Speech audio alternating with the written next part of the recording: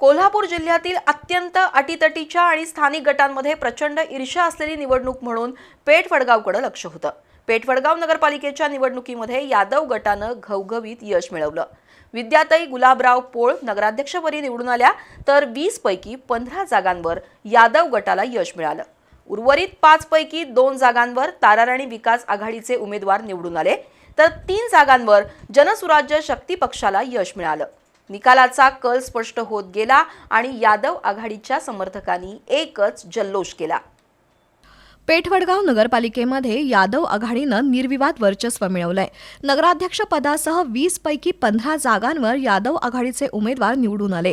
उर्वरित 5 जागांपैकी 3 जागांवर जनसुराज्य शक्ती पक्ष आणि 2 जागांवर ताराराणी विकास आघाडीनं विजय मिळवला.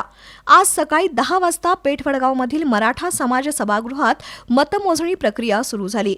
पहिल्या फेरीपासूनच यादव आघाडीचे उमेदवार आघाडीवर होते, तर नगराध्यक्ष पदासाठी विद्याताई पोळ यांनी पहिल्या फेरीमध्ये 1016 मतांनी आघाडी मिळवली. दुसऱ्या फेरीत पुन्हा त्यांनी 793 मतांनी आघाडी घेतली.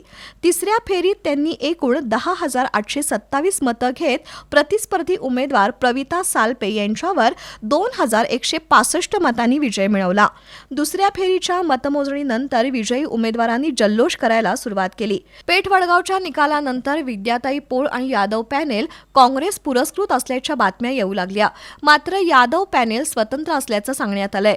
त्यामुळे कोल्हापूर जिल्ह्यात विद्याताई पोळ यांच्या रूपानं काँग्रेसला नगराध्यक्ष पदाची एक जागा जिंकता आली या निष्कर्षात तथ्य नाही. पाहूया पेठ-वडगावमधील विजयी उमेदवारांची नावं.